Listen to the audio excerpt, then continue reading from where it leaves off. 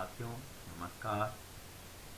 प्रिय विद्यार्थियों, आज हम ऐसी विषय पर चर्चा करेंगे जिसके बारे में आपने अभी तक सुना नहीं होगा। राजस्थान सरकार द्वारा इस सत्र से एक नए विषय को प्रारंभ किया है, जैसे आर्ट्स, कला संकाय के विद्यार्थी राजनीति विज्ञान, इतिहास, भूगोल, संस्कृत, समाजशास्त्र, अर्थशास्त्र आदि विषय पढ़ते हैं। उसी प्रकार विज्ञान वर्ग के छात्र जीव विज्ञान, वनस्पति शास्त्र, रसायन शास्त्र, भौतिक शास्त्र और कॉमर्स के विद्यार्थी ABSC, बिजनेस एड, EFM आदि सब्जेक्ट पढ़ते हैं।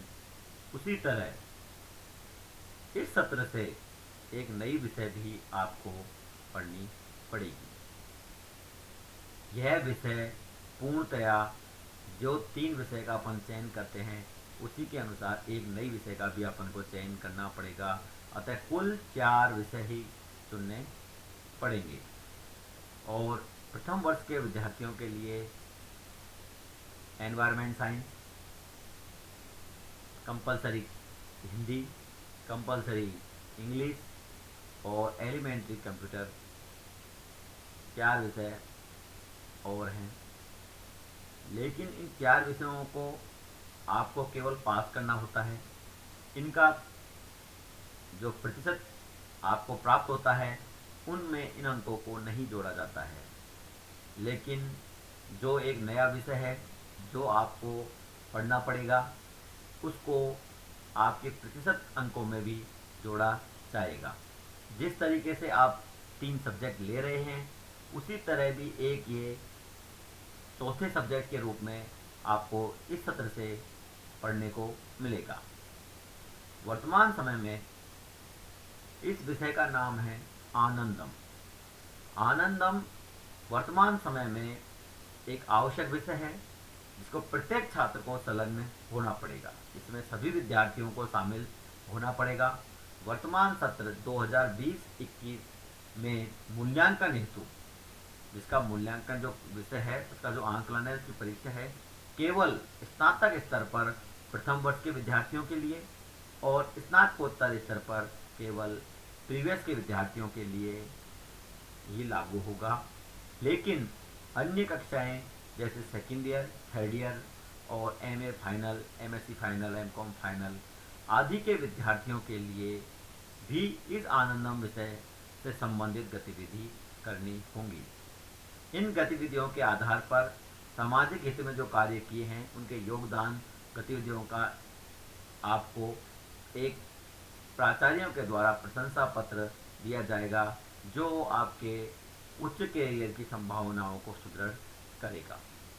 किसी भी सब्जेक्ट को पढ़ने से पहले उसके क्या उद्देश्य होते हैं, जैसे राजनीति विज्ञान है उसके पीछे पढ़ने के पीछे क्या उद्देश्य है, इतिहास है उसके पढ़ने के पीछे क्या उद्देश्य है कि ऐसी इस सब्जेक्ट को क्यों लाया गया है। तो किसी भी सब्जेक्ट को नई लागू करने से पहले अपन उसके उद्देश्यों के बारे में अपन चर्चा करेंगे। इस सब्जेक्ट का उद्देश्य छात्रों को समाज से जुड़कर संवाद करने, समाज की समस्याओं को सुलझाने, उन्हें उत्साहित करना और छात्रों को देने और साझा करने की खुशी के प्रति संवेदनशील बनाना है, जिसके प्रति आज अधिकतर लोग असंवेदनशील हो गए हैं। इससे जुड़कर छात्रों को अपनी रचनात्मक एवं संवेदनशीलताएं प्रकट करने का सुअवसर मिलेगा। यह विषय पूरी तरह से देने और साझा करने की खुशी की थीम पर आधारित है। इसका पूरा मोटो है कि देने की खुशी, ऐसा कार्य जिससे आपको करने से खुशी मिलती हो वह, तथा उस कोई खुशी जिसको आपको मिल रही है उसे दूसरे से साझा करना, यही इस नई विषय आनंदम जो विषय है उसकी मूल थीम है। जब किसी विषय का चयन हुआ है तो उस विषय का कुछ सिलेबस भी होगा।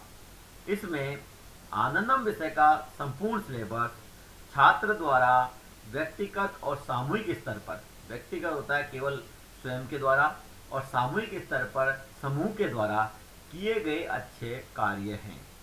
मतलब इसकी सिलेबस सिर्फ एक लाइन में ही है, लेकिन एक लाइन में इतना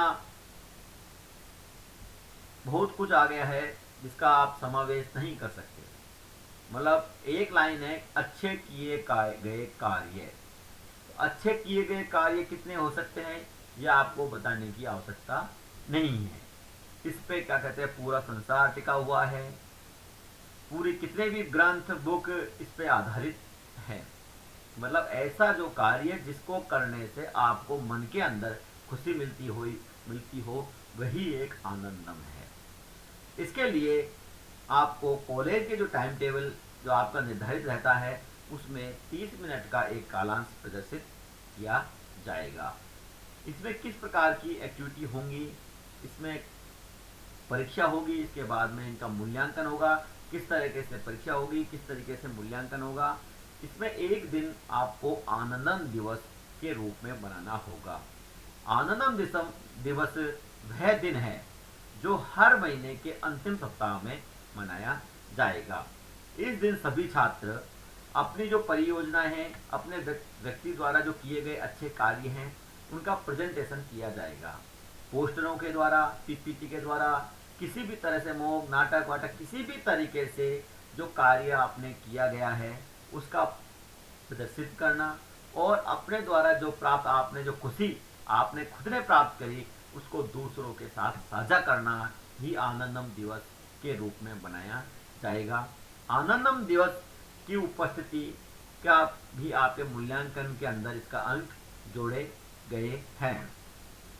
आनंदम विषय की उपस्थिति में आपको 20 अंक इसमें निर्धारित किए गए हैं कि जो आप आनंदम दिवस के अंदर उपस्थित होंगे उसके अंदर घंटी में से आपकी मार्किंग होगी।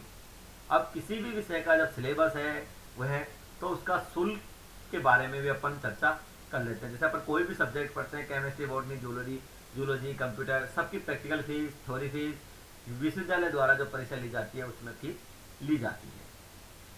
आनंदम का शुल्क महाविद्यालय स्तर पर आनंदम के लिए कोई शुल्क नहीं है। महाविद्यालय के स्तर पर आनंदम जो विषय आपको पढ़ाया जाएगा उसके लिए आपसे कोई भी शुल्क नहीं लिया जाएगा।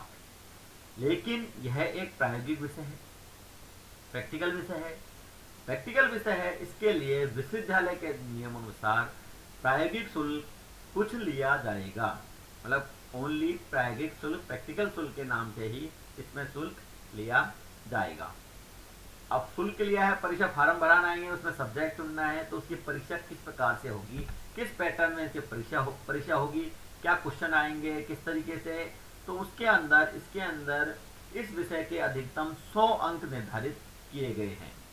जो विषय आपका आनंदम चुना गया है उसके अधिकतम अंक 100 है। इस विषय की लिखित परीक्षा नहीं होगी। कुल मूल्यांकन व्यक्तिगत गतिविधियों और समूह परियोजनाओं पर आधारित होगा। इस विषय के प्राप्त अंक मार्कशीट में दर्शाए जाएंगे, क्योंकि एक क्रेडिटेड विषय है। इसके आप जो स्कोर क्रेडिट करेंगे उसका प्रतिशत में भी अंक जोड़े जाएंगे। मार्क्स ग्रेड दोनों को विश्वविद्यालय के नियमों के अनुसार मार्कशीट में दर्शाया जाएगा। इस विषय के अंकों को अन्य जो 3 विषय जो आपने ली गई है उनके साथ ही जोड़ा जाएगा। इस विषय के प्राप्त अंक कुल प्रतिशत को भी प्रभावित करेंगे। इस विषय के प्रत्येक विद्यार्थियों को 2 प्रकार की गतिविधि करनी पड़ेगी।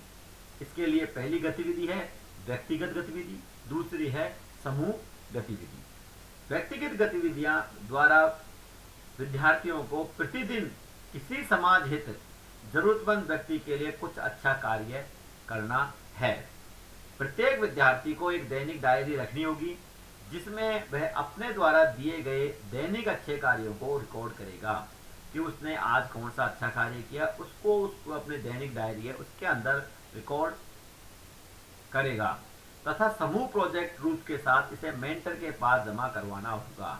इसमें मेंटर्स जो आपके शिक्षक हैं उनको मेंटर्स की संज्ञा दी गई है, उनको आपको ये जमा करवाना होगा। समूह गतिविधि का मतलब है 8 से 10 छात्रों का समूह द्वारा समाज विशेष रूप से जरूरतमंद लोगों को लाभ पहुंचाने वाली परियोजनाओं को अपनाना है। जहां पर सेमेस्टर सिस्टम लागू है, विश्वविद्यालय के अंदर सेमेस्टर सिस्टम लागू है तथा कॉलेजों के अंदर वार्षिक योजना लागू है, तो सेमेस्टर सिस्टम में एक सेमेस्टर सिस्टम में एक सामूहिक परियोजना करनी है और वार्षिक जो प्रणाली है वहां पर भी एक वार्षिक वर्ष में एक परियोजना पूरी करनी होगी। जब इसकी परीक्षा होगी तो इसमें किस प्रकार का मूल्यांकन होगा, अगर आपने कार्य किया है तो उसका मूल्यांकन किस प्रकार से होगा, परीक्षा अगर आपने दी है तो उसका मूल्यांकन किस प्रकार से होगा, किस प्रकार की ग्रेडिंग होगी, किस प्रकार से इसकी मार्किंग होगी। व्यक्तिगत और समूह स्तर पर छात्रों द्वारा की जाने वाली गतिविधियों का मूल्यांकन निम्नानुसार सेमेस्टर प्रणाली में एक परियोजना प्रति सेमेस्टर तथा वार्षिक प्रणाली में एक परियोजनाओं पर आधारित होगी। प्रति सेमेस्टर एक परियोजना 50 अंक की और वार्षिक पद्धति जहां पर लागू होती है, इसमें ईयरली सिस्टम है, तो एक परियोजना 100 अंक की होगी। इसमें किस प्रकार से इनका डिवाइडेशन होगा।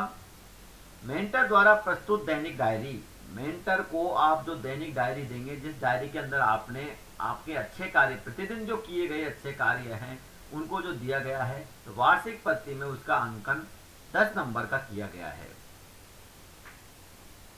परियोजना की रूपरेखा, परियोजना किस प्रकार की है, उसकी क्या रूपरेखा है, किस तरीके का कार्य है, इससे कितने लोग लाभान्वित हो रहे हैं, वह 20 मार्क्स का रखा गया है। ये सब मैं जो बता रहा हूँ वार्षिक प्रणाली जो कॉलेजों के अंदर जो लागू होगी उसकी ग्रेडिंग है। सेमेस्टर सिस्टम में 50 अंक का होगा और वार्षिक में 50 अंक का होगा। तो सेमेस्टर सिस्टम में इसके आधे अंक होंगे क्योंकि वो परीक्षा 2 बार होगी, फर्स्ट सेमेस्टर में, सेकंड सेमेस्टर में, और वार्षिक पद्धति में ये एक वर्ष में एक बार ही होगी। आनंदम विषय एवं उपस्थिति एवं भागीदारी, आनंदम दिवस जो आपको पहले बताया था, आनंदम दिवस वह दिवस है जिसके उस दिन आप अपना प्रेजेंटेशन आप बताएंगे कि आपने किस प्रकार से कार्य किया, आपको किस प्रकार से खुशी मिली, उसके 20 मार्क्स रखे गए हैं। परियोजना एवं उसकी रिपोर्ट और प्रोजेक्ट रिपोर्ट यह 50 मार्क्स की रखी गई है। अच्छा, कुल मिलाकर 100 अंक का रखा गया है। प्रोजेक्ट रिपोर्ट को भी 3 भागों में बांटा गया है।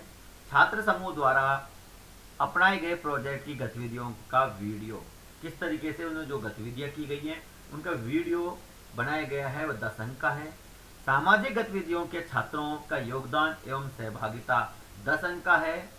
और समस्याओं का निराकरण, चुनौतियां, समस्या, इनका समाधान, यह 30 मार्क्स का रखा गया है। यह सभी विद्यार्थियों के लिए लागू होगा, यह नियमित विद्यार्थियों के लिए भी लागू होगा और स्वयं पाठी विद्यार्थियों के लिए भी लागू होगा, मतलब प्राइवेट विद्यार्थियों के लिए भी लागू होगा। डिफरेंस इतना है कि स्वयं पाठी विद्यार्थियों के लिए उनको डायरी से मुक्त किया गया है, उनको डायरी नहीं बनानी है। रेगुलर विद्यार्थी हैं उनको डायरी बनानी है और ऊपर जो सब बातें बताई गई हैं वो लागू करनी है, लेकिन स्वयं पाठी विद्यार्थियों को सिर्फ डायरी से मुक्त किया गया है। उनके द्वारा अपने द्वारा किए गए सामाजिक कार्य की एक प्रोजेक्ट रिपोर्ट, उनको एक प्रोजेक्ट रिपोर्ट बनानी है, वह अपने परीक्षा केंद्र नियत तिथि पर ऑफलाइन हार्ड कॉपी में जमा करवानी होगी। जो प्राइवेट विद्यार्थी हैं उनको एक प्रोजेक्ट रिपोर्ट बनानी होगी और वह जिस सेंटर पर वो परीक्षा देंगे वहां पर वो जमा करवानी होगी। स्वयं पाठी विद्यार्थियों को प्रोजेक्ट रिपोर्ट का मूल्यांकन संबंधित कॉलेज द्वारा किया जाएगा।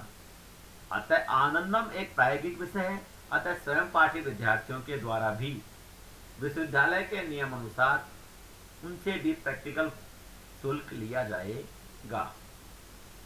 सत्र के अंत में जब पूरा सत्र खत्म हो जाएगा तो सत्र के अंत में जो उत्कृष्ट जो कार्य किए हैं, जो सामाजिक कार्य किए गए हैं, उनको प्राचार्यों के द्वारा सम्मानित किया जाएगा और प्रशंसा प्रमाण पत्र दिया जाएगा।